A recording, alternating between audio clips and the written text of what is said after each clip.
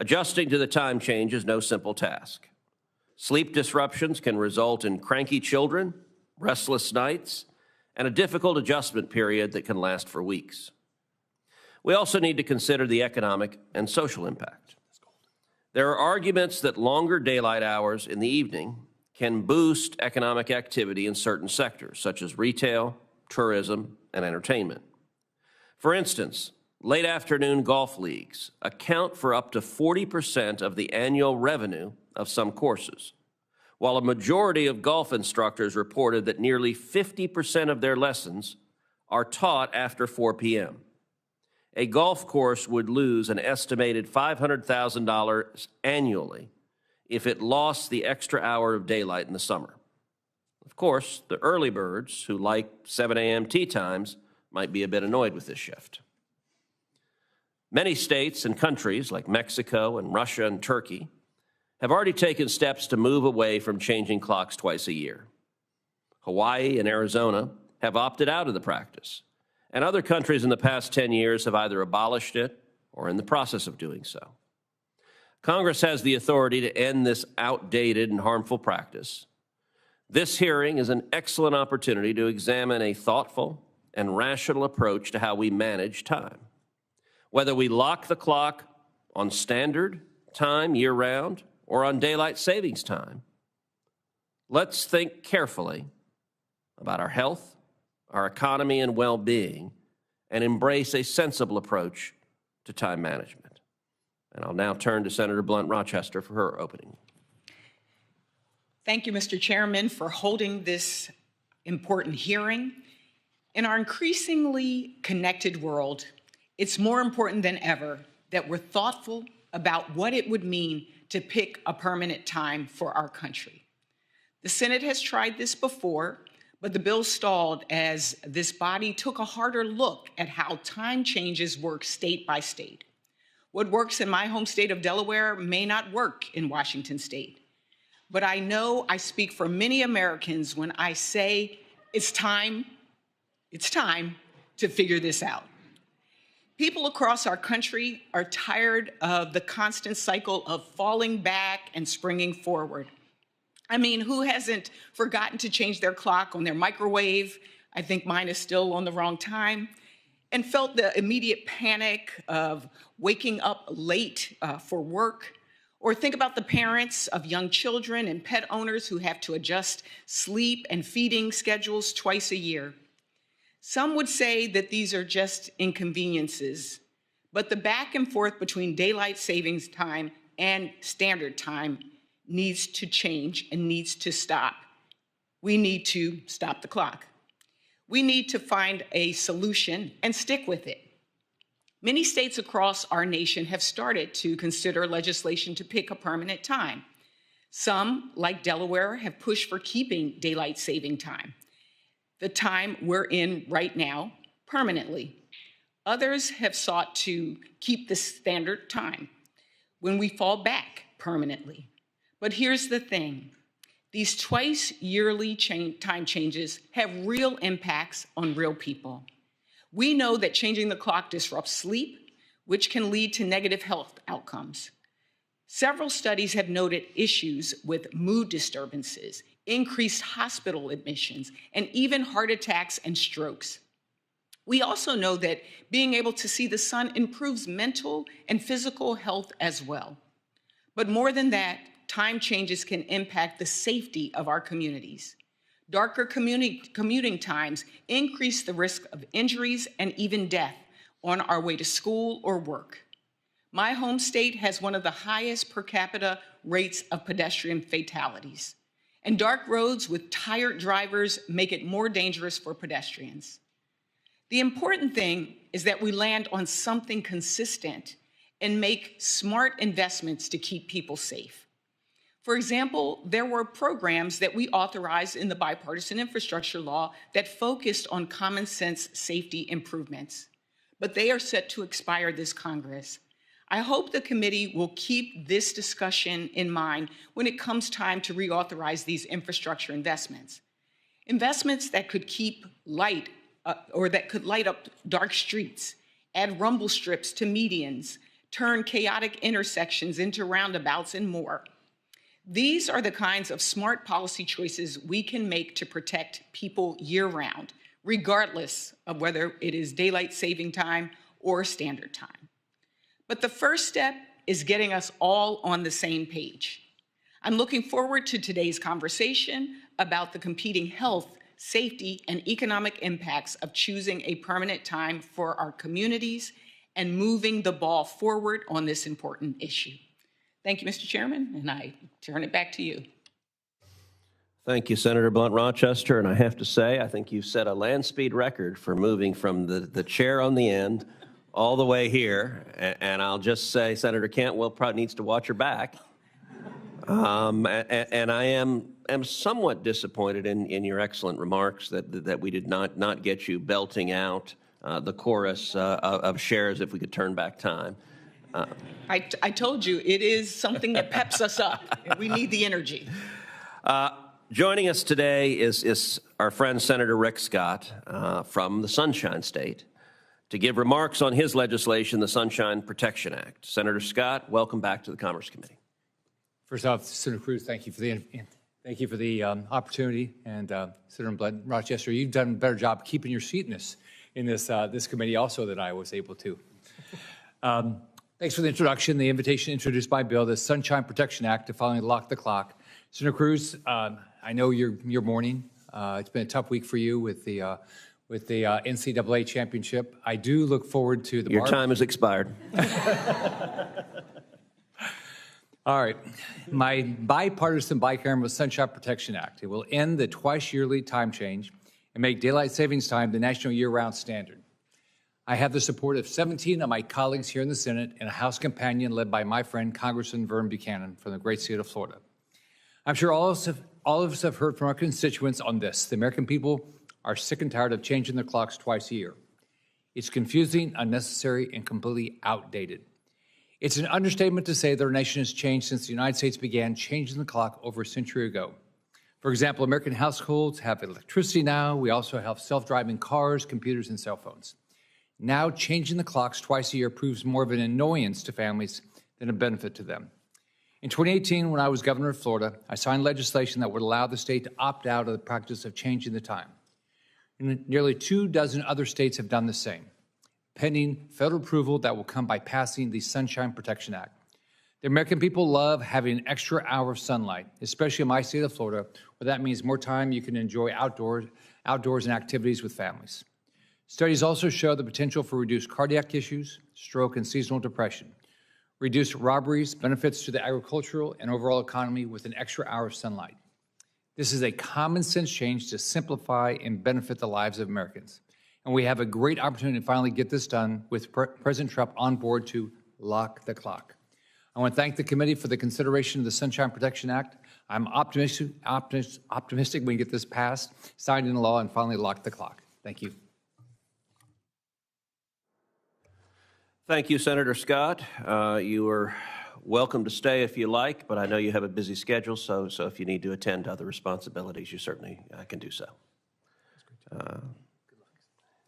And the game was great, except for the final minutes. I would have liked to lock the clock with 1 minute remaining. That would have been an excellent idea. Our first witness this morning is Scott Yates, the founder of the Lock the Clock movement. Mr. Yates started the movement to remove the biannual chore of changing the clock. Our second witness is Jay Caron. He is the CEO of the National Golf Course Owners Association, where he represents thousands of golf course owners across the country. Our third witness today is Dr. Karen Johnson, a practicing sleep medicine physician and professor of neurology at the University of Massachusetts Chan School of Medicine, Bay State. She is here on behalf of the American Academy of Sleep Medicine. Our final witness is Dr. David Harkey. Dr. Harkey is the president of the Insurance Institute for Highway Safety, which is an organization dedicated to reducing deaths, injuries, and property damage from motor vehicle crashes. Mr. Yates, you may give your opening statement. Thank you so much, Chairman Cruz, Ranking Member Blunt Rochester, and members of the United States Commerce Committee. Thank you for inviting me here today. Allow me to start with a hypothetical. Imagine two people commit the exact same crime on the exact same day. And they are the same in every way, but today one of them is out of prison and one of them remains behind bars. What is the difference? The second man was sentenced on the Monday after we spring forward into daylight saving time. Researchers at the University of Washington reviewed every criminal sentence handed down in America over an 11-year period and found the single harshest day of sentencing of the whole year was that Monday in March, when judges, like all of us, had been jolted awake an hour earlier than their bodies had been expecting. That one seemingly harmless government mandate, dialing our clocks back 1 hour, means some people receive harsher sentences than they otherwise would. The harm doesn't stop there. Both of your opening statements alluded to all of the problems that we have, and peer-reviewed studies consistently show that heart attacks go up, strokes, car crashes, even miscarriages spike in those days following the spring switch. A study from the University of Vienna found deaths overall just increased by 3% in those couple of days after the change. Medical errors go up, diabetics lose glucose control, crime goes up. Just yesterday, the journal Neurology published a report saying that more people get migraines in the days after the time change. And why do we do this? For the farmers? No. The story about the farmers was always just a myth. It was created as a PR stunt by a retailer in Boston who wanted more daylight for shoppers to have more time to shop. He thought it would sound better if we said it was for the farmers. If changing the time twice a year is so deadly and such an outdated relic, why haven't we fixed it yet? It's probably because of this issue we face about whether we should lock into permanent daylight or permanent standard time. I've seen countless polls and I've talked to thousands of people about this. Most people don't actually prefer one or the other that much. They just want to stop the switching. There are valid arguments for either permanent choice. So what should Congress do? What should this committee do? My name is Scott Yates. I've been reading, writing, and testifying about this for nearly a decade, and I have this recommendation. Lock the clock, as this bill says, but after a 2-year implementation. If we wait until 2027, we'll continue to allow states to opt out and opt into standard time, just as Hawaii and most of Arizona have done. This is fundamentally a states' rights issue and a geography issue. Consider Indiana. Indianapolis is roughly the same latitude as New York City, but about 700 miles west. For Congress to force Hoosiers to go to work and school in the dark only to accommodate barbecues in New York City seems rude. But as the Commerce Committee, you do have an interest in promoting a stable and predictable environment for commerce. That's why I suggest Congress establish a firm date, 2027, to permanently end the clock changing nationwide. States would then have ample time to decide if they want to remain in daylight time or opt out and pick standard time. They wouldn't have the option to continue the deadly twice-yearly switching. With clear federal guidance, schools can evaluate and pick their own bell times, businesses can plan confidently, free from the confusion caused by time changes, and states would even have time to hold elections to let the people decide directly. I started my remarks with that study about the judges. The reason researchers could do that and find so many other ways that the time change is harmful is DST creates what scientists call a natural experiment. Scientists can compare real-world results about what happens when the time changes. Interestingly, in traditional experiments with lab rats, scientists are careful not to change the clocks for daylight saving time for the rats because it's too disruptive. So my closing question for you today is this. At long last, can we treat our citizens with the decency that we treat our lab rats? Thank you, and I'm open to any questions. Thank you, Mr. Yates, for very interesting testimony. Mr. Karen. Good morning, everyone. Thank you, Chairman Cruz, Senator Blunt Rochester, and members of the committee for asking me to enter testimony on behalf of the members of the National Golf Course Owners Association on a pretty complex issue. We are headquartered in Charleston, South Carolina, and represent approximately 4,000 public courses, private clubs, municipal courses, and resorts throughout the United States. A little bit about the golf economy. Many elected friends see golf simply as a game, until it's time to talk about taxes, land use, water, employment matters, tourism, zoning, etc. What comes into view is a $102 billion industry employing nearly 2 million people across 15,000 properties and 2 million acres of land, so that nearly 30 million Americans can enjoy a great walk outdoors with strangers, friends, and family while hitting a little white ball. Little known fact, 75% of golf courses in America are open to the public, and nearly $5 billion each year is raised for charitable causes through golf. I also understand golf outings can be an effective fundraiser for political campaigns. The health benefits of golf are well documented, so we tend to vehemently disagree with Mark Twain's assessment of golf as a good walk spoiled. Now, about the clock. Locking the clock doesn't change how much daylight we have, just where it shows up on the clock. For golf and many outdoor activities, a shift can have significant economic and wellness implications. Golf thrives on what we call recreational daylight, the overlap of sunlight and people's availability to be outdoors. Americans overwhelmingly prefer evening recreation over early morning. This isn't just about golf, it's about soccer, jogging, walking, biking, tennis, and so much more. Making standard time permanent would shift 1 hour per day from recreational to non-recreational daylight. Simplistically, it trades 8 p.m. for 8 a.m. At golf courses, later hours generate about 40% more revenue per hour than early mornings. Trading backwards would cost the average public golf course at least 7 to 8% of their annual revenue by removing the best inventory we have from on our shelves, which is approximately 37 million rounds of golf, and would cost the industry at least $1.6 billion or nearly $200,000 per course. This analysis only includes green fee revenue and does not include spending on golf car rentals, merchandise, food and beverage, golf lessons, and other areas of the business. Thus, only 7% of our members support making standard time permanent. Those who favor standard time year-round say their morning play is more valuable to them than their afternoon play. These may be resorts that want players off the course and in the restaurants at a reasonable hour. Now, making daylight saving time permanent would provide additional recreational daylight from November to March and would add an estimated 23 million rounds to the current golf inventory. This would give the industry a tailwind of about $1 billion or roughly $250,000 per affected facility. 64% of our members support making daylight saving time permanent. The status quo, changing of our clocks twice per year, avoids both the significant downside while forfeiting the moderate upside. 27% of golf course owners and operators support keeping the status quo of changing the clocks. Many golf courses slow down in the winter and enjoy having some relief later in the day for their employees with the sun setting earlier.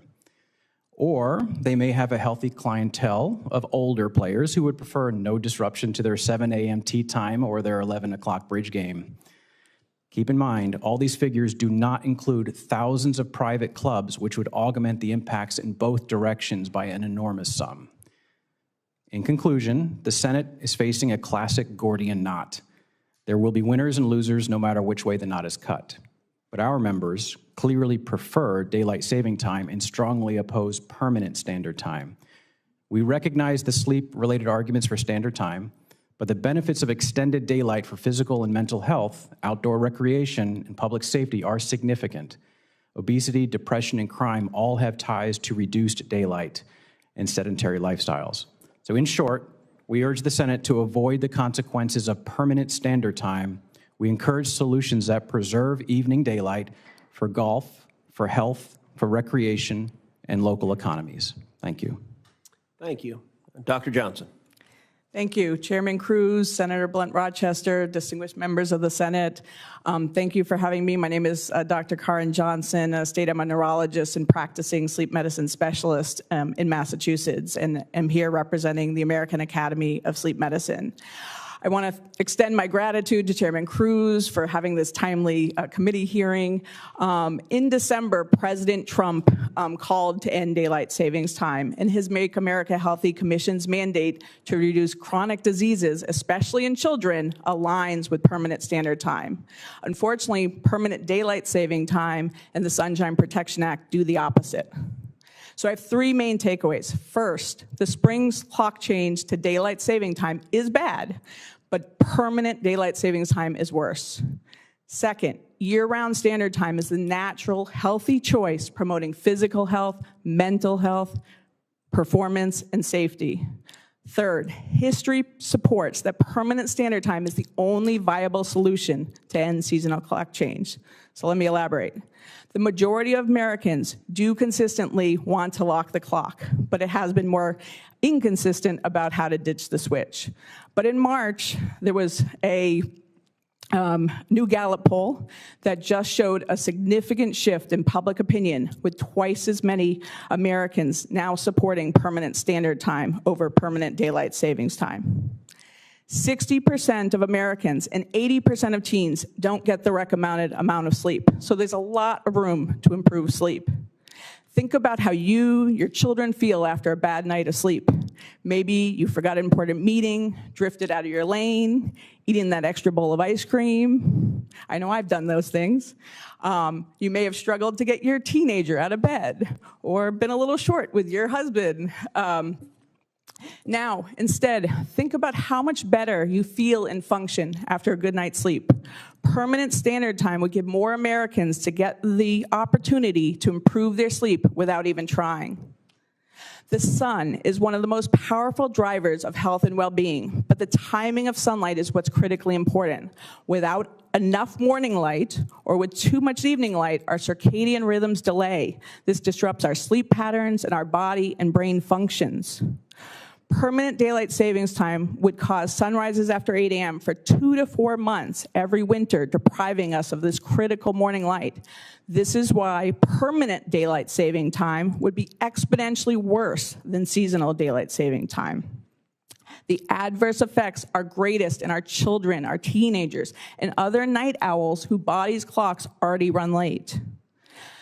As discussed, there are many harmful benefits that occur in the days after this change, especially in the spring, to daylight savings time, including more strokes and heart attacks. As highlighted in the prior testimony, brain function is really affected by sleep. And so, we heard about judges making harsher statements. However, these harms does not mean that permanent daylight savings time would be better. Instead, the later sunrises and sunsets of daylight savings time lead to higher risks of chronic diseases, including but not limited to cancer, diabetes, heart disease, obesity, and these outweigh the short-term risks of what happens with the time change. There's also data that says that permanent standard time also results in better mental health outcomes, including reducing rates of depression and suicide. This is not surprising, as morning light and healthy sleep are known treatments for depression. On the other hand, poor sleep increases the risk of drug use, alcohol use, and other risk-taking behaviors. There are some misconceptions I want to address. As discussed, permanent daylight savings time does not make days longer, nor is it the reason why people feel better in the summer. Instead, permanent daylight savings time is a hidden mandate to wake Americans up an hour earlier, to their alarm clocks rather than the sun. If we called it the Go to Work an Hour Earlier Act rather than the Sunshine Protection Act, no one would be voting for it. Permanent daylight savings time does not increase overall exercise levels in the U.S. And even if some people exercise more, obesity and heart disease, these chronic diseases, are still more prevalent. While darkness comes with health and safety risks, daylight savings time is not the solution. There is no data to support that permanent daylight savings time would reduce overall crime or motor vehicle crashes. Instead, later sunrises and sunsets are associated with 20% more fatal crashes. The negative impact of daylight savings time on sleep and our brain health harms the economy. Workers, especially those with early start times before 8:30, think of your farmers, your transportation workers, your factory workers, are less likely to be productive and efficient. Workplace injuries rise after the transition to daylight savings time, and healthcare spending increases. On the other hand, permanent standard time improves academic success in our children with higher test scores. Your constituents' utility bills will be lower with permanent standard time by reducing heating and cooling costs. And finally, the U.S. tried and quickly abandoned permanent daylight savings time twice before, most recently in 1974. It just doesn't work. It won't last. For those that are serious about ending clock changes, permanent standard time is the only viable solution. Please refer to my written testimony for more details, and happy to look forward to the questions later. Thank you very much. Dr. Harkey. Chairman Cruz, Ranking Member Blunt Rochester, and members of the committee, thank you for the opportunity to share the IAHS research on the road safety implications of daylight saving time. When discussing any topic on road safety, in the United States, it is important to set the stage. Simply put, we are in a road safety emergency. Crash deaths have risen nearly 30% since 2014, from below 33,000 to more than 42,000 in 2022. Pedestrian crashes in particular have reached crisis levels, climbing more than 80% from their low point in 2009.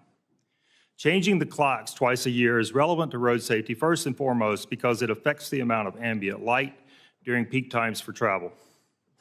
We know that darkness is associated with increased risk of fatal crashes. We do about a quarter of our travel at night, but nearly half of motor vehicle occupant deaths and 3/4 of pedestrian deaths occur in the dark. Obviously, adjusting the clock cannot increase the number of daylight hours, but can only shift how they align with work and school schedules. Since people travel at all times of day, and the risk created by darkness varies by road user type, the effects of these time changes on crashes are complex. The aim of our recent study was to examine the effect of changes in light conditions associated with the beginning and end of daylight saving time. We examined 10 years of fatality data for the 5 weeks before and after each time change, and only considered crashes between 4 a.m. and 10 a.m. and between 3 p.m. and 9 p.m. Ambient light conditions were calculated using the sunrise and sunset times corresponding to the geographic coordinates of each crash. Crashes resulting in vehicle occupant deaths fell 7% in the 5 weeks after the time change in the fall and increased 12% in the 5 weeks after the time change in the spring. The opposite was true for crashes resulting in pedestrian or bicyclist deaths. Those crashes rose 13% in the fall and declined 24% in the spring. The net effect was 26 fewer morning and evening crashes with pedestrian or bicyclist fatalities per year, and 29 additional morning and evening crashes with vehicle occupant fatalities. It is important to emphasize that our study does not point to a preference for standard time or daylight saving time based on road safety alone. The clearest takeaway from this research is that there is a strong relationship between increased darkness and fatal crashes, particularly for pedestrians and bicyclists. This is consistent with previous studies, including our own work from 30 years ago examining the effects of daylight saving time. While the clock may not hold the answer to our road safety crisis, there are known solutions for protecting pedestrians in dark and low light conditions and for reducing the crash toll overall. We should commit to infrastructure and vehicle improvements that have been shown to increase safety for pedestrians and bicyclists on different types of roadways in urban, suburban, and rural environments. This includes engineering treatments to improve motor shielding behavior and vehicle technology such as better headlights and automatic emergency braking. Efforts are also needed to address speed on our roadways. The speed effect on crash severity is more pronounced for pedestrians and bicyclists who do not have the benefit of the vehicle structure to protect them. Speed limit policy, enforcement, engineering, and vehicle technology all have a role to play in slowing down drivers. Such a multi-pronged strategy to improve pedestrian and bicyclist safety at night exemplifies the safe system approach, which the U.S. DOT has adopted as the guiding paradigm of the National Roadway Safety Strategy. But implementation has simply been too slow. We are alarmed by the rising toll of crashes on our nation's roads and dismayed by the lack of urgency to fix the problem. For this reason, we recently launched an initiative we are calling 30 by 30, a goal to reduce U.S. fatalities 30% by 2030. Achieving this reduction will require a concerted effort by all stakeholders. We will increase our efforts to address risky behaviors, seek opportunities to improve safety for everyone inside and outside the vehicle, and explore ways to make commercial vehicle fleets safer. We ask everybody who cares about the needless loss of life on our roadways, including this committee, to think about what they can contribute to achieving the 30 by 30 goal. Thank you. Thank you. You'll notice the freshmen have taken over this committee. And we have an agenda, don't we? Yeah. Oh, yeah. Listen, I'm pleased to be here. John Curtis from Utah. And thank you, panel, for this important topic. And I think it's fair to say that my constituents share the same frustration that's been articulated here by the back and forth. Mr. Yates, you mentioned in your testimony that the only reason we still have this time change every 6 months is due to the federal government's inability to decide between standard or daylight savings time, which one is best. Based on your research and your outreach, do you have any indication how many states would opt out and maintain permanent standard time if your proposal for permanent daylight savings time were enacted?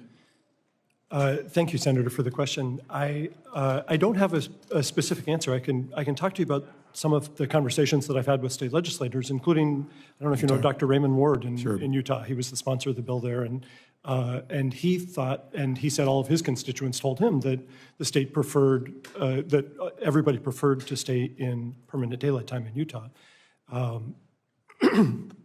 Utah might be a case where standard time might be a good option, and that's why I think the 2-year implementation would actually be a great chance for everybody in Utah to look at what. So let's talk about Utah. You are correct. They've actually passed legislation to stay on permanent daylight savings time. And I guess my question is, why shouldn't states have the right to make this decision? Don't they know best about what they want for their constituents? And why aren't we giving more accommodation to states, and particularly Utah, who has spoken so vocally about what they would like? I'm sorry, Senator, are you asking, is there a way that the states could opt out of? So my point is, yes. States know what's best for them. Right. Some states, like Utah, clearly have a preference, and some would go the other way. And I guess my question is, now let me tie that into the next question, is we could see a patchwork, which I suspect might be the answer to that. Now, Utah, by the way, we abut Arizona, and so my whole life we have watched Arizona mock us, right, as we all change our times, and somehow we've navigated that just fine, right, without any problem. And then I'd also bring up, like, technology is in a very, very different place than it was years ago, and our ability to adapt to this. So do you worry about a patchwork, or are we okay with that? Thank you for the question, Senator. I think that less complexity in the system is better. It's natural to think that there would be a patchwork if we allowed more states to opt into permanent standard time, but we have a patchwork now. What we would be creating is less of a patchwork because the lines might change a little bit. For instance, Indiana, for instance, may decide that it's better for the whole state of Indiana to be in Central Time with Chicago, which it abuts and which is 1,000 miles from Boston. And so it wouldn't create a patchwork, it would just create a change in where the line is. And so the first and most important thing is decreasing, eliminating the clock changing, which decreases complexity. And then once we've got that stability, it won't be a patchwork, it'll just be, we know what time it is in Indiana because all of just the way we've accommodated it with Arizona. Exactly. Right, and if we're honest, like you point, we already have these lines, and they do just fine. Exactly. With it. And so, just for the record, I'm a strong advocate to let my state do what they prefer to do, and feel like they know how to make those decisions best. I'm going to use just a little bit of time for actually a very interesting personal question, Dr. Johnson. Given all the effects that we've heard about, what's the likelihood that if somebody had a profession where they were moving across the country twice a week and changing time zones an hour or 2 hours or sometimes 3 hours, that they would be subject to those same problems? So, a lot of us can relate to jet lag. One thing that happens with jet lag is you're moving to a new time where the sun is in the sky. And so we adjust to that within a day or two. We get to the new time zone depending on how far we're going.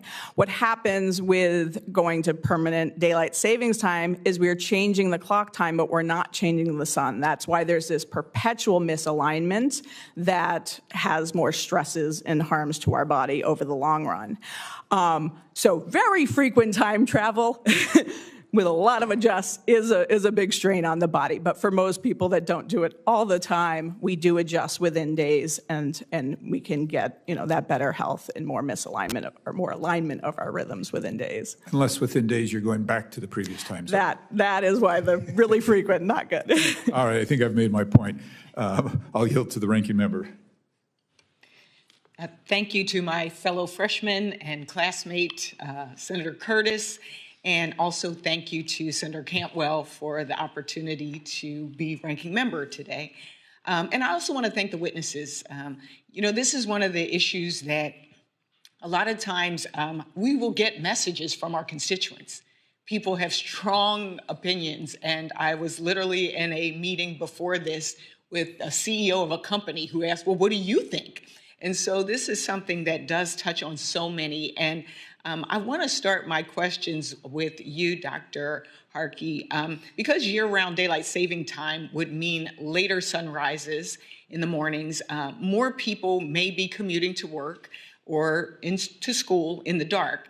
Some people have raised concerns that this would put their children at greater risk of being hit by cars while walking to school. Pedestrians are more likely to be killed in traffic accidents, as you stated, in the dark because it's harder for the drivers to see them.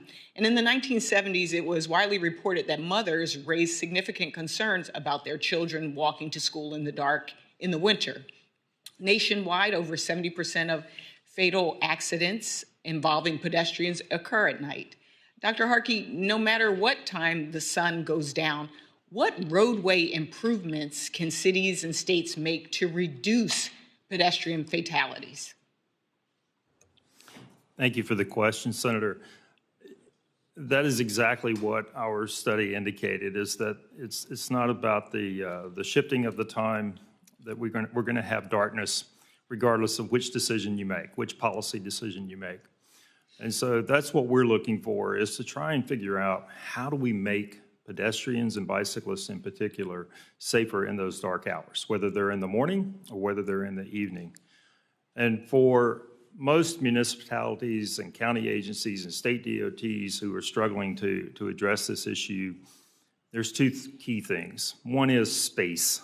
We have to provide the appropriate space, sidewalks, in rural areas that can be separated paths or possibly paved shoulders even. Places for people to walk where they're not in the edge of the travel lane. We also have to take care to provide careful crossings. So we have to pay particular attention to how we're allowing motor vehicles and pedestrians to interact at crosswalks. These can be at intersections, they can be at mid-block locations. So you have to have appropriate crossings. Pedestrians aren't going to walk too far. They're going to make those decisions to cross in the middle of the road sometimes. And so you want to make sure that you're providing adequate crossings where they want to cross. And then you've got to do all you can to provide the kinds of traffic control devices that will increase motorist yielding behavior. So this includes things like rapid flash beacons, which have been shown to increase motorist yielding behavior sixfold. You can build on that. Adding simple things like lights that are triggered when a pedestrian hits the crosswalk area, it will light up that crosswalk. You can double the amount of motorist yielding behavior.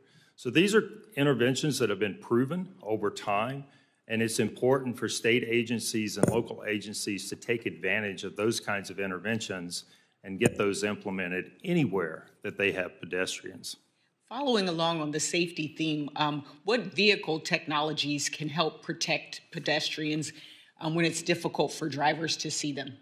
Yeah, and so this is another important aspect, and this was what builds on the safe system approach, right? Building that redundancy into the systems. You don't just rely on the infrastructure, you also build technology into vehicles that can help with this. Two big things that we've studied. One is better headlights. We're the only group in the world that tests headlights the way that we do on our track. And so we've seen improvements in headlights over the years that increase visibility and provide drivers with additional time. They can see that pedestrian further down the roadway. And so that's a big change, and we'll continue to push for that. The other is automatic emergency braking with pedestrian detection. That also has been shown to work and be very effective at reducing pedestrian crashes in the daytime. And now our testing is really focused on getting automakers to improve those systems to work even better at nighttime. So that's an example of two technologies in the vehicle that can be really, really beneficial. You know, one of the things that I've noticed is that our safety efforts are siloed.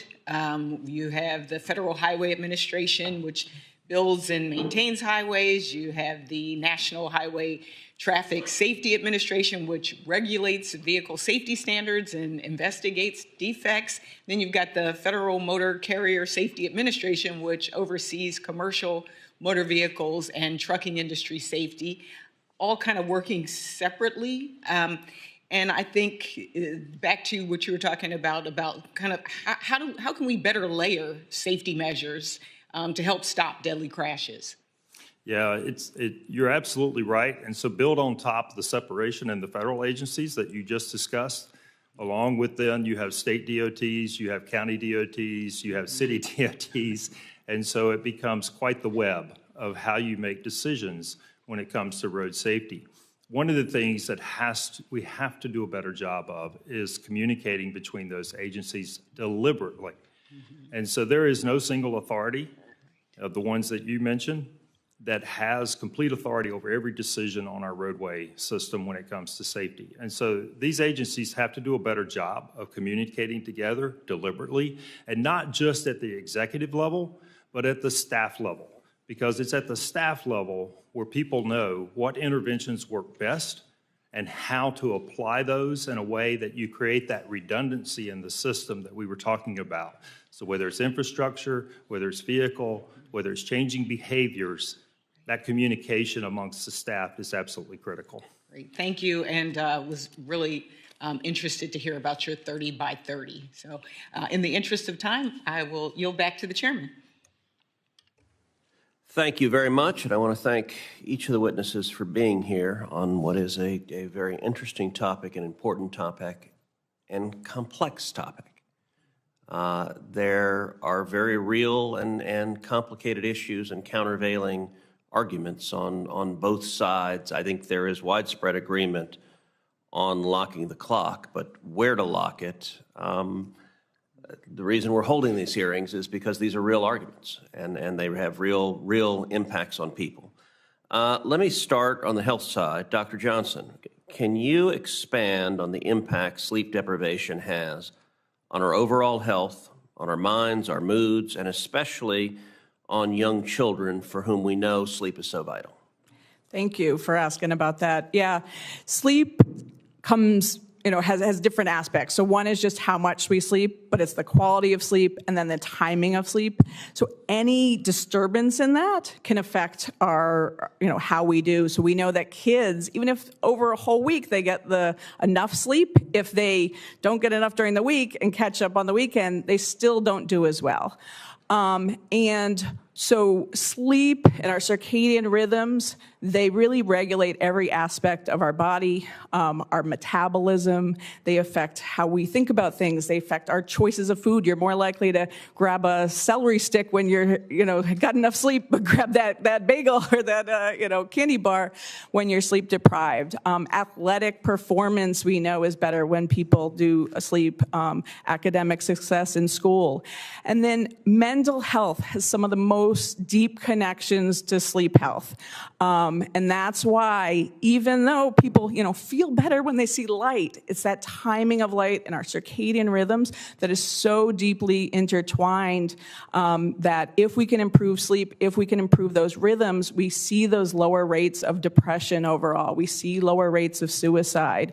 And that's what the data, there was just a new study that came out just last week showing 6% higher rates of depression when the sunrises are set later, when we lose that critical morning light. And this gets exponentially worse in the winter when you lose the light in the morning. So Texas and the southern states actually lose that morning light for a longer period because of the curve of the earth. The more even days, you get 3 to 4 months with it being dark after 8 a.m. And some of the darkest places in the country are actually in western Texas if we were to go to permanent daylight savings time. And that's why in 1974, a lot of the push to end our experiment with daylight savings time was actually pushed by states like Florida and Texas and the southern states. Can you also explain why consistent sleep patterns are important for teen brain development and mental health? Yeah, so again, this goes back to our circadian rhythms. And so better. So when our circadian rhythms are working well, they help us anticipate our day. And so what I mean by that is we have certain times when our body wants to go to sleep. And so teenagers, their natural rhythm is later. If any of you have been around a teenager, you can't just say, go to bed. They're like, I'm wide awake. We have this, what we call a forbidden zone. Their alertness just is skyrocketing in that time before bed. And so they can't get to sleep on time, but if our social schedule is set an hour earlier, which is what daylight savings time does, they don't have that opportunity to get the amount of sleep they need, and they tend to switch back and forth on weekends, and that switching affects us. And so that then affects how our brain functions. We know more and more about sleep being important for clearing toxins from our brain, which sets us up for things like dementia, Parkinson's disease. I just came back from the neuro conference with data pointing to the connections there. Our metabolism gets off, so we're more likely to gain weight.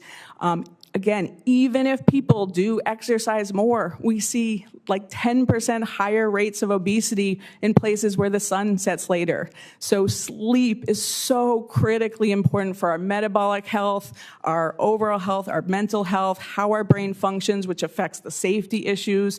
The highway study, it found a higher risk of vehicle crashes even though it was light later. The effect of sleep is more powerful than almost anything else, and by aligning the sun, we can really help that. So let's talk a little bit about the idea of states' rights. And I've heard from groups on both sides of this issue that want either permanent standard time or permanent daylight savings time. Almost everyone agrees that changing the clock twice a year doesn't make sense. Mr. Yates, in your opening statement, you said that setting the clock is fundamentally a states' rights issue. Why do you think that decision should be left to the states? Thank you for the question, Senator. The main reason is geography, right? Like we live on this big round ball, and the sun is moving, and the difference in where each state is makes a big difference in how the sunrise and sunset time applies. And so to say that there is one solution that is exactly right for Texas, and the exact same solution is right for Atlanta, for Georgia, is what I would posit overreach by the federal government. And I might even go back to the example that is often cited about when the time change happened in the 70s, and just to give a little context to why that was such a failure. It's often cited that people didn't like it because there were children that were put at risk in the dark waiting for school. It turns out a lot of that is apocryphal. As we've heard, pedestrians are much safer with more light later in the day. But the thing that is interesting about that time change was, and this shows you how different politics was back in those days, that law was signed into law on December 15th, 1973, right in the middle of Watergate. You could say that maybe it was a distraction from other things that were going on, but it was enacted on December 15th, on a Saturday. It was it took place on January 6th, 1974, about 3 weeks later. So you can imagine the worst Monday of the year already is the one after the holiday break, where you have to go back to school and everything. To have an extra hour of sleep robbed away right before that, you can understand why it was so unpopular and why it was repealed 2 months after Nixon resigned office. So it clearly doesn't work for the federal government to come and say, this is a mandate of exactly what we should do for all of the country all at the same time. But it is the place of the Commerce Committee to say, we need a well-regulated time system. And so it makes sense to get rid of the clock changing. And if we give 2 years to the states to be able to say, so that all of these arguments can be hashed out, and they're all valid arguments, but they can be hashed out in the geography of the place where it would actually apply.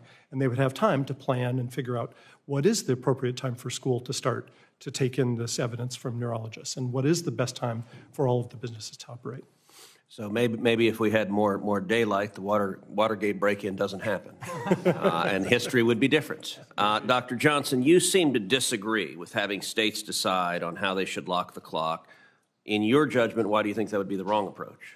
So time is a measure. So Congress has the control over setting measures. I think of my husband, he likes to make a joke. He's 6'6" in the morning and 6'5" in the afternoon. We don't change the length of a foot on his diurnal pattern of his height. Time is supposed to say, how the sun is moving through the sky. And so if we set it to a standard time of the sun being closer to overhead at noon, now that's something we can go by, but states then can decide how they want to set their social schedules. So instead of sort of tricking people into, you all have to get up early no matter what, let's have each state decide when they want their schools to start, when businesses want to start. But let's fix a measure of time that has a meaning where the sun is overhead, and then adjust, the social schedule around it. And that is definitely something the states should decide on. Thank you. Senator Lujan. Thank you, Mr. Chairman. Thank you all for being here today. Dr. Johnson, thank you for joining us today. I saw that the American Academy of Neurology sent the committee a letter encouraging us to consider that standard time, not daylight savings time, is the best to align with our body's natural clocks. Many people still sleep through the morning light or after the early sun rises. Does that mean that light is being wasted if they are not using it awake? So light helps us get up. Most people will wake up naturally after light. Now, some people, my teenagers, could easily sleep until noon, and that makes them actually more likely shift their schedules even later. So when you miss morning light, which is needed to reset your rhythm, or if you get too much light in the evenings, you drift later and have even more trouble getting up in the morning. And so that's why if we actually set it so the sun is rising earlier in the morning, more people will actually naturally, because their circadian rhythms start saying get up on time rather than get up so late, will be able to be ready for the day, be able to have their circadian rhythms help their health, help their metabolism, which is going to be good for heart disease, stroke risk, dementia risk, all these other sort of chronic health problems. I appreciate that. To all the panelists, what does this mean for New Mexico, for our farmers, school children, and teenagers, the elderly, workers in tourism and recreation? What would permanent daylight standard time mean for these communities? One or the other, I apologize, not or. Mr. Yates? Senator, thank you for the question. New Mexico is another real leader in early movements to try to lock the clock. State Senator Cliff Purtle worked on this. I worked with him closely for a long time. It was the effects on everybody in New Mexico of the clock changing is the same, which is it's very disruptive. It's not disruptive equally for everybody, but for a lot of people it is. A lot of all the things that we've cited, all the different health studies show that. The thing that I've been advocating today about the 2-year implementation period would be especially helpful for New Mexico because you have a tricky little trade region where you abut West Texas, which is in the Mountain Time Zone, and part of Mexico. And so there's a region where interstate commerce is directly affected. And so all of Mexico recently decided to lock the clock, except for the part that is attached to West Texas and New Mexico. And so these issues of commerce are complicated and do take a little while to work out. So that's the one thing I would say is that that sort of thing should be addressed carefully. Mr. Kern?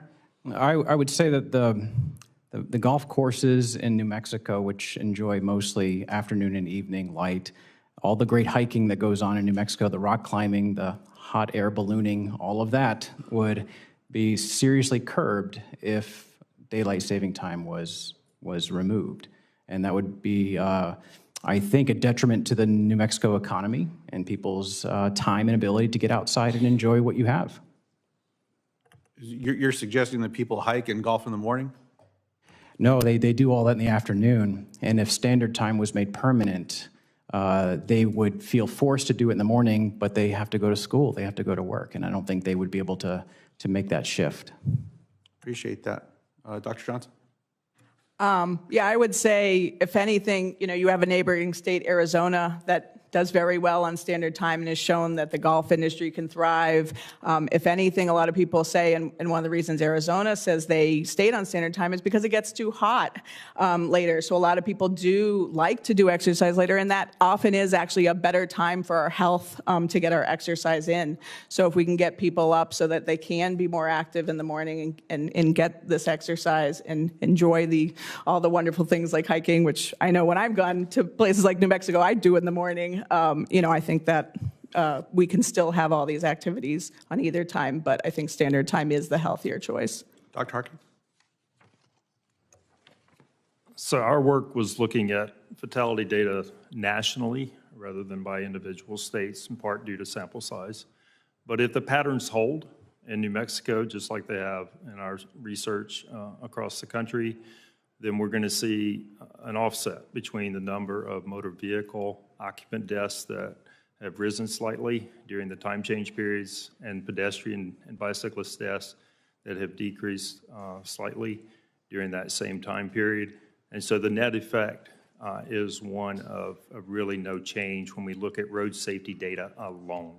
And so if you're trying to make this decision on the basis of just road safety, I don't think the results of our study are going to point you in one direction or the other. As a follow-up to that, Dr. Harkey, Dr. Johnson pointed to a study from a professor at Eastern New Mexico University, Jeff Gentry, who showed 20% higher car crashes in locations where sunrises and sunsets are later. Now, I understand your point that darkness is a key measure of accidents, but this data shows me that sleep effects are powerful indicators as well. How do you view the risk of sleep deprivation on accidents versus risks from darkness? So our study did not look specifically at that particular issue. I know other studies have. Methodologies differ.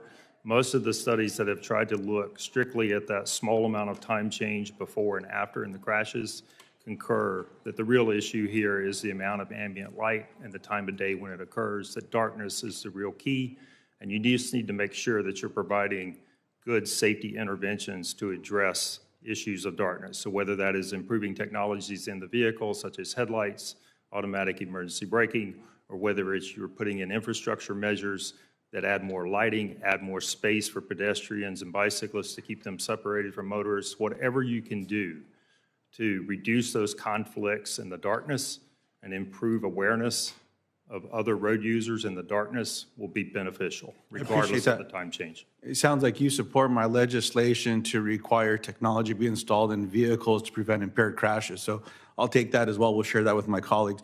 Mr. Chairman, I have one more question for Mr. Yates on standard time versus daylight savings. I'll just submit it into the record.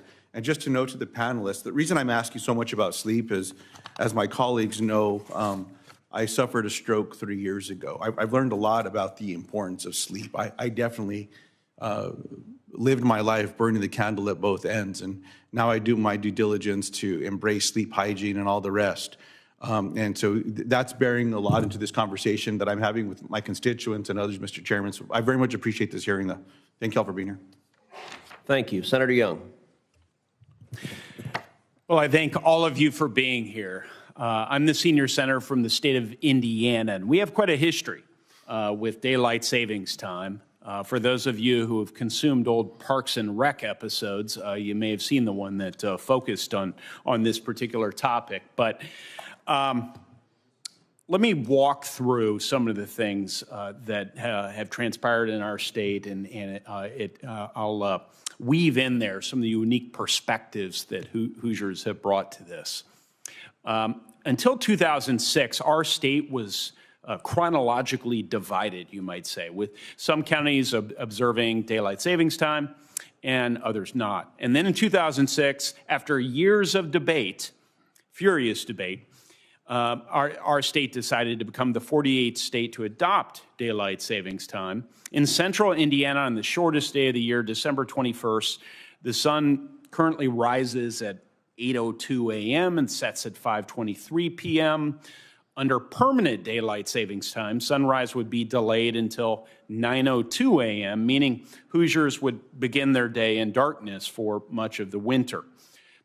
what works for East Coast states, I'm hearing from many of my constituents, might not work for states like Indiana. We have 12 counties in the western part of the state that are in the central time zone. So Evansville, Indiana, if you're familiar with that. You got up near Chicago, what we call the region affectionately. So there are 80 other counties that are in the eastern time zone. So, you know, this sort of suggests that maybe a one-size-fits-all national policy on time changes doesn't take into account the regional differences that significantly impact daily life.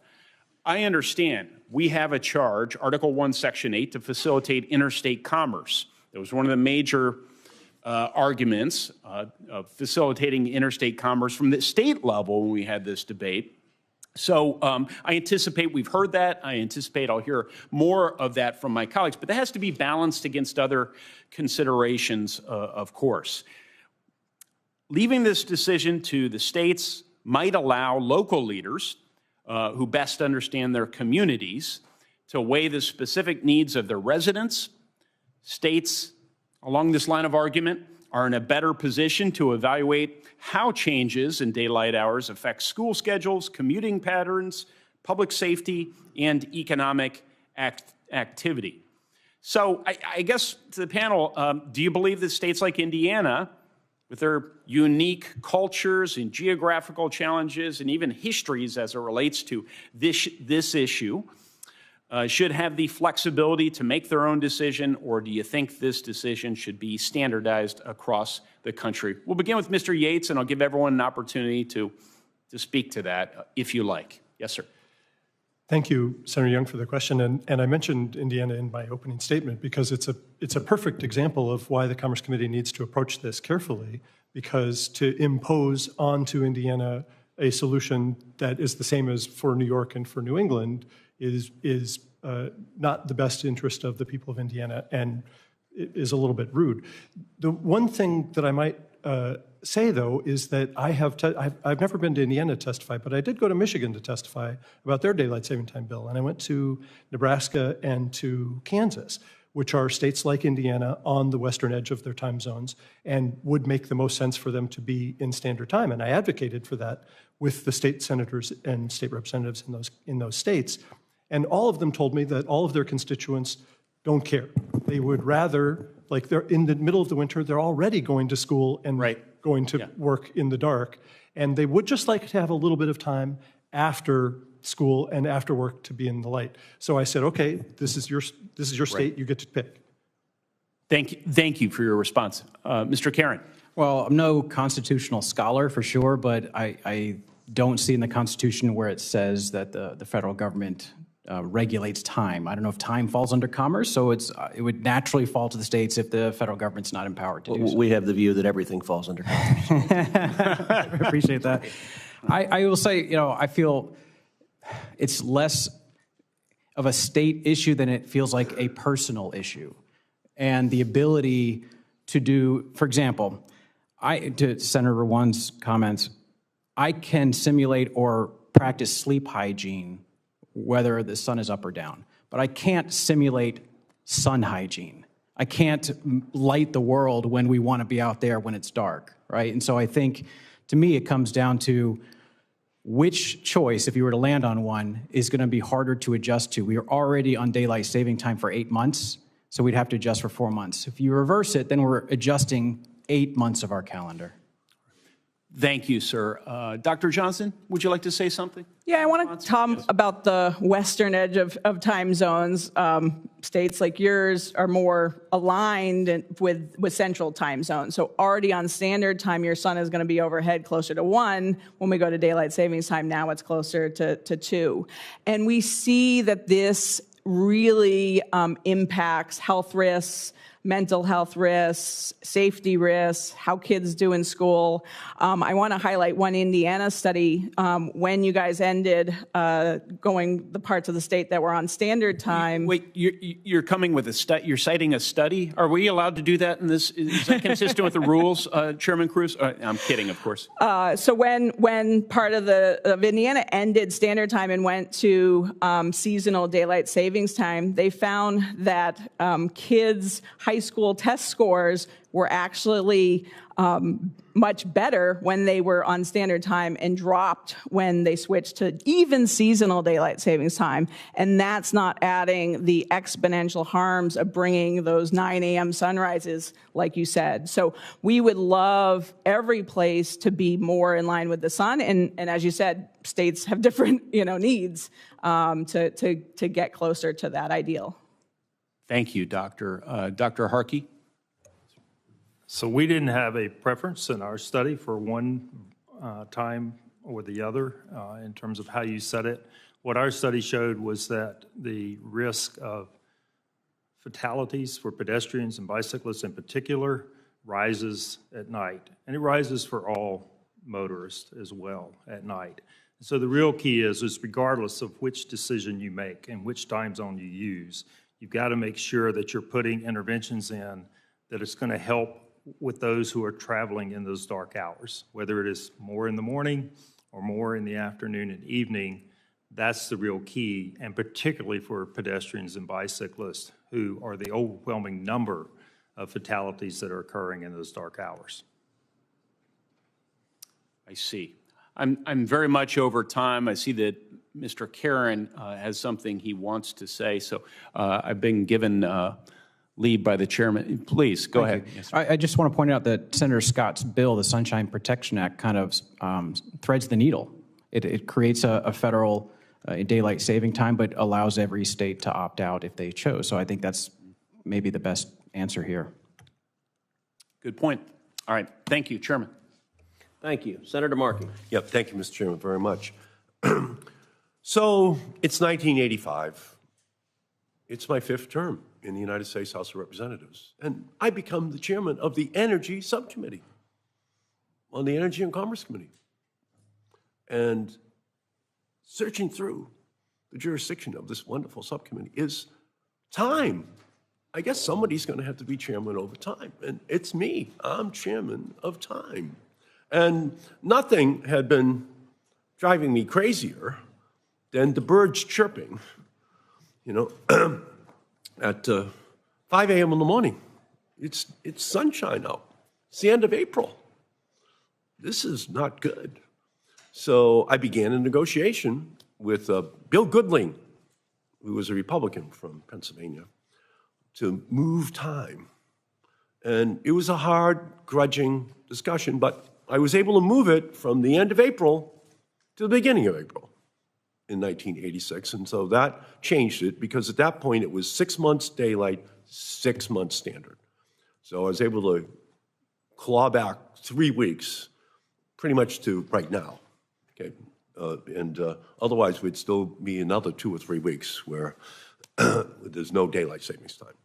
Then Congressman Goodling left, and so in 2005, I'm still on the Energy Subcommittee. So with Fred Upton, who was a Republican from Michigan, we cut another deal and we moved it to the beginning of March. And we also said, let's put Halloween in daylight savings time, and so we moved it into the beginning of November. So at that point, I'm at 8 daylight, 4 standard. Okay, so I'm kind of proud of my 2 bills. Changing time, they started to call me the Sun King, which I was, kind of proud of. Because those are big bills, Mr. Chairman. That's moving time. And the whole world then starts to move to that standard. So, well, we had to stop there. And then 2 years ago, Senator Rubio and I, we had a bill to do daylight savings time year-round, and it passed by unanimous consent out on the floor of the Senate. It was then stalled in the House, never had a vote over it. But I consider this kind of an inexorable march towards more sunshine that people can enjoy, not while they're asleep, having the sun come in early in the morning. So, so that's my goal. My goal is just to make sure people get more sunshine in the evening when they can use it, especially, as I heard your opening statement, Mr. Chairman, as our economy has changed. And we're not an agricultural predominant economy any longer, although farmers play a vital role in our society, but we're more into the economy that we all live in today. So I guess my first question, Mr. Karen, is how would extending evening daylight support small businesses in your industry? It would add to the golf industry at least $1 billion of economic activity. The average golf course would see an increase in approximately $250,000 in revenue. And now, I mean, that's an economic argument, but the golfers around America, the 30 million golfers, would get to enjoy all of that. So that's the argument. Right. But it's also true that, let's just go back to 1986, it's hard to start your Little League practices if it's still dark in the evening at the end of April, huh? Kids are still, not going to be allowed out into the dark, or you're playing tennis or walking around. So that change was very important, was it not? Yes. In Yes. 86 and then again in 2000. My brother happens to be an athletic director at a high school, and he said, we don't like having to spend money on lights for every single activity that happens after school. Yeah, so would an additional hour of evening sunlight help businesses save money on energy costs from not having to turn the lights on early, much less athletic? Well, golf, we don't light the golf courses, so it wouldn't be an energy savings for us. It's mostly about a health and economic. Health and economic, yeah. Mr. Yates, what does your research say about the benefits of ending the switch twice a year between daylight savings time and standard time? Thank you, Senator, for the question, and I appreciate the nickname that you got. It's better than the nickname that the Comedy Central, The Daily Show, called me the Time Wizard, and so I wasn't sure if I should be offended or. I'm going to keep Sun King for myself. Okay? Yeah, Sun King is way better than Time Wizard. I like that title. Yeah. The detrimental effects of switching the clocks are super clear, and it seems like we've got pretty much unanimous agreement about that at this point. And what's delightful about it, from my perspective, is to hear you tell these stories, because you clearly have been a pioneer on this for a long time. And what's great is that this has never been at all a partisan issue. It's always been a completely bipartisan issue. When you look at the 24 states that have enacted something to... And can I say this as well? And opposition has always been bipartisan. Yeah. Because I had to negotiate with Representative Goodling who's a Republican, on the other side, but I had Republicans. Carlos Moorhead from Orange County was on my side, a Republican.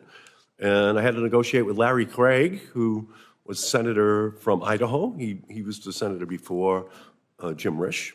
So I had to negotiate with him on this. He was in opposition. But I had Fred Upton from Michigan, who was a supporter. So it's always been bipartisan on either side, these coalitions that are there. And so that's the only way, from my perspective, that we're going to be able to work here as well in order to make some progress.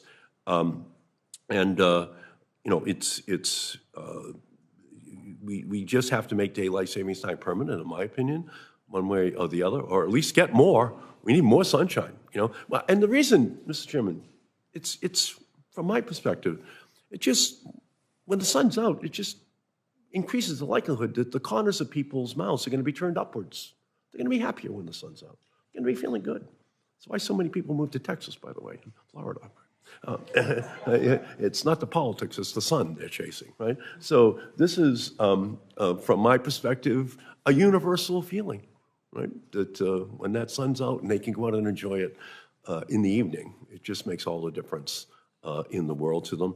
And so we have to find a way here of resolving these issues to be able to deal with it. And I know there's disagreements on it, including I know Karen Johnson's here from Massachusetts, and she's on the other side of the issue, which I respect.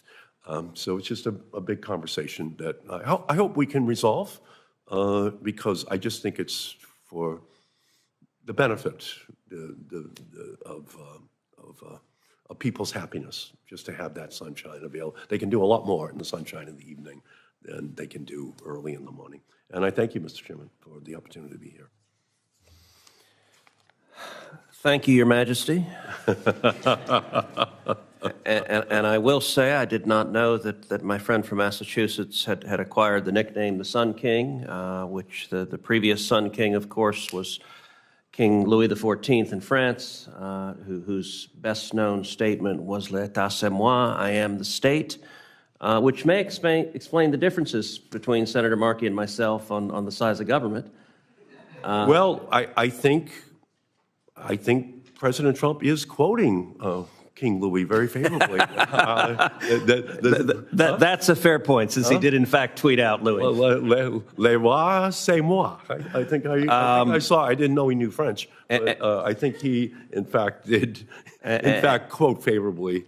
Not even as you are. You're doing it with a very high risible coefficient. Okay? You're doing it jokingly. I think he was serious. Although I will say this: I think you gave the president good advice 2 days ago. Acting, we'll call it more like King Louis. Well, I will note, as you know, I lived 3 years in Massachusetts, and I remember my third year of law school where it snowed in the month of May, which I thought was positively immoral. And as you noted, the sun is a very good recruiter for the great state of Texas. I'm fond of saying you can't shovel sunshine, and that is a beautiful thing. I'll give you some news that the winters in Boston are now 6 degrees warmer than they were in 1970 because of climate change. So our ponds don't even freeze over in the winter anymore, much less snowing in May. So maybe kids from Texas going to law school up in Boston now enjoy May a lot more than they used to. All right, so I'm going to ask a couple more questions, and then we're going to wrap up the hearing. Mr. Karen, give us your best argument why recreational daylight is so important to your members. My members deliver joy for a living, and they happen to run businesses making that happen. So to them, if they saw more people in the afternoons and the evenings enjoying the outdoors with each other, it's why they get out of bed. It's why they do this. So they'll have better lives as business owners. They'll be able to pay the bills a little bit better and reinvest in their businesses if they had a little bit of a boost more in the afternoons and evenings. That was helpful, although I will say on the delivering joy, I couldn't help but think of I think the best comedy riff ever done, which is Robin Williams' on golf, which I will note is profane but screamingly funny, and he points out that golf was invented by the Scots and how infuriating it can be at time. And he said, I know, we'll call it a stroke, because when you miss, you want to have a stroke. Very good. All right, Dr. Johnson.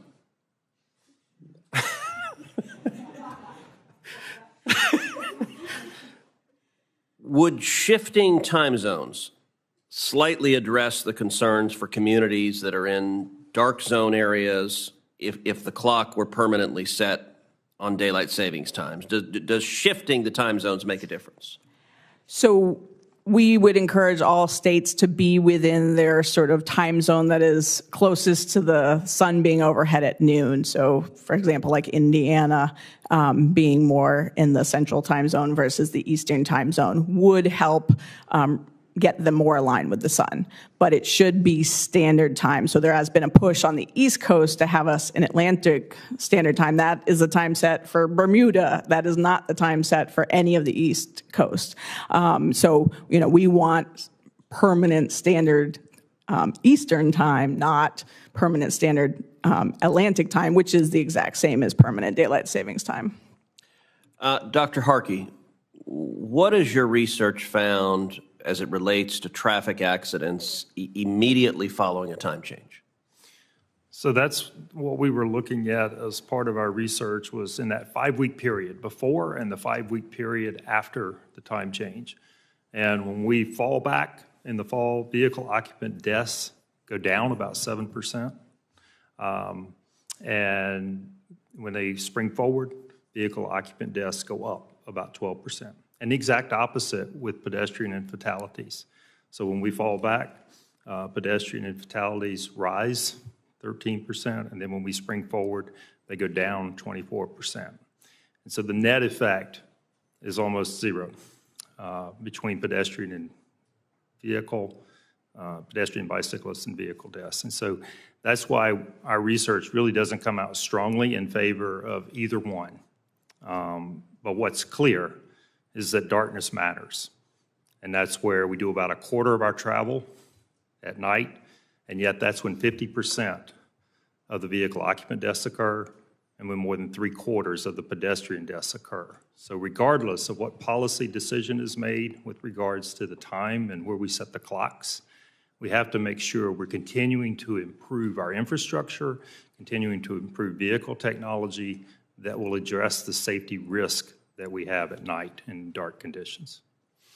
So you just said darkness mattered, and it occurred to me an alternative title for this hearing, instead of If We Could Turn Back Time, might have been Hello Darkness, My Old Friend. All right. Look, this hearing was important, and I wanted to hear all this testimony because I personally struggle with the two choices here, because it's a question of what do you care about more, sunshine and joy and fun and money, or health, mental health, physical health, and the honest answer for most people is, gosh, I care about all that stuff. So that's not an easy trade-off. The alternative that has been suggested is let each state make that decision. And I guess it's been pointed out that Senator Scott's bill does a version of that by picking daylight savings times, but then letting states opt out. Let me ask, as a practical matter, does that work? Functionally, how confusing is that, having everyone pick different times? How does that work for commerce, for life, for knowing what the hell time it is? Let me have each of you answer that. Senator Cruz, thank you for that. The one little part of Senator Markey's history about when they changed the time in November was that the proposal was to move daylight saving time to finish at the end of November, and the airlines came back and said, no, we don't want a time change in the middle of our busiest travel season. And so they were going to scrap that, and then they got the extra week to put it in. So time is always complicated, and the system that we have, the system that we have is complicated, but it's complicated because it is a human creation, right? The sun moving around the earth doesn't actually have anything to do with time. Time is the agreement that we have about what 10 o'clock means, because we don't want to go around saying, the committee hearing will start when the sun is 2 hands above the horizon. We need this system. But the system has this bug right now, and the bug is daylight saving time. It's the switching of the clocks. And so if we have a little bit of time, a couple of years, so that the individual states can address all of these complexities and make those decisions, then we will be able to get rid of this bug permanently. It's something that we've been stuck with since World War I, and this is our opportunity to finally fix it. Mr. Kara? I'm not going to say that government solutions cause more confusion, but you can imagine in this scenario that Florida is on daylight saving time, Georgia right above it's on standard, South Carolina is on daylight, et cetera, in the same spot because maybe special interests of all kinds made that happen.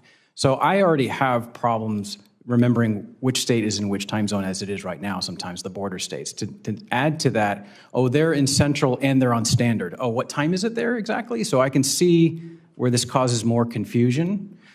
Wish I had a better answer for you on that one, but could we adjust and figure that out quickly? I don't know. I see it as problematic, but it may be the only way to thread the needle. Dr. Johnson? Yeah, I think, the economy, the transportation industry certainly needs consistency and alignment. So we want to make this change once. We don't want to pick something that's tried and been failed twice before, such that we spend lots of money fixing it again in a few years. You mentioned the economy, which again, is so important. And, the majority of our workers start work early. The average work start time is 7:55 in the morning. So we'd be forcing people all winter to go to work in the dark, really affecting their productivity and economics. And so while, certain businesses are going to have different, benefits of the sun, I actually do want to give sun to people when they use it to get up, when they use it to be healthy, when they use it to be more productive and efficient at work, and to improve the overall economy, not just niche, businesses like the golf industry that have shown they can be very successful in standard time, like in Arizona. Dr. Harkey? Strictly speaking, from a road safety perspective, I'm not sure it would make any difference if states had the right to select the time, because it's about the amount of light, the amount of ambient light, and the times of travel. And so I don't think it would have an impact. Personally, it would probably confuse me, but we had that problem. I will give you a quick anecdote. Almost 40 years ago, we were collecting speed data in New Mexico and Arizona as part of a research study. Had no idea at that time, being right out of school, hadn't really paid attention, that Arizona did not bother to go to daylight savings times. That all of our equipment was an hour off when we went to pick up all the speed data, and we had to adjust it after the fact. And so I think you would have those kinds of things, right, that could work their way into the system, unintentional mistakes, if we were to get into a system where we had a lot of different time zones going on. Well, I for one, am thankful for these magic devices that we carry, that when I land on a plane, I look down to figure out what time it is, because I'm on a lot of planes and it changes. I want to thank each of the four of you. This has been very helpful testimony, and you all have different perspectives, so each of you has added significantly to it. Senators will have until the close of business on Thursday, April 17th, to submit questions for the record. The witnesses will have until the end of the day on Thursday, May 1st, to respond to those questions. And this concludes today's hearing. The committee stands adjourned.